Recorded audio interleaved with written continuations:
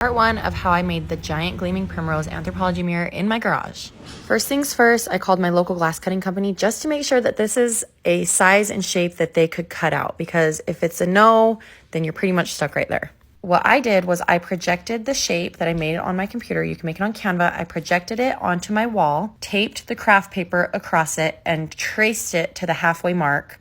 Then when half the shape was drawn, I took it off the wall, folded it in half, and cut along my line. I did it this way so that both sides would be perfectly symmetrical. Then I took the bottom part that I cut out, so like the actual shape, to the glass cutter for them to use that as a pattern.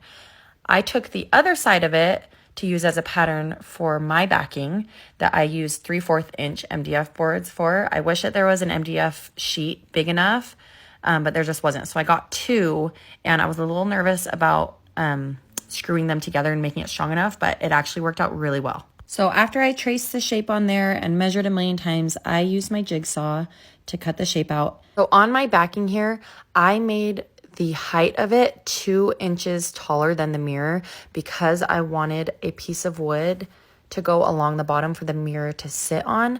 But I messed up because I should have thought about how wood is not sold in actual dimensions. It's sold in nominal dimensions. So it should have been 1.5 or 2.5, and that would have made my life a lot easier. So after those were cut out, I laid them on the ground in my garage, and I used 1x2s and 1 1/4 inch construction screws.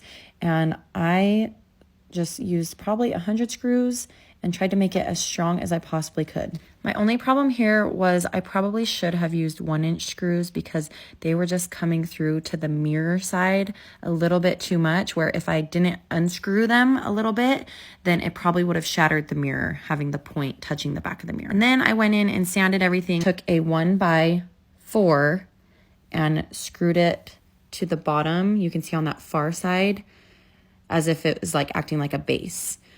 You can see me spray painting right here. I want to go back in time and slap myself. Do not use spray paint in this project, and I'll tell you why in the next video. In part 2, you will see the end result and also the complete cost breakdown. Does it look good? There's just like probably a 1/4 inch on the top. I mean, yeah.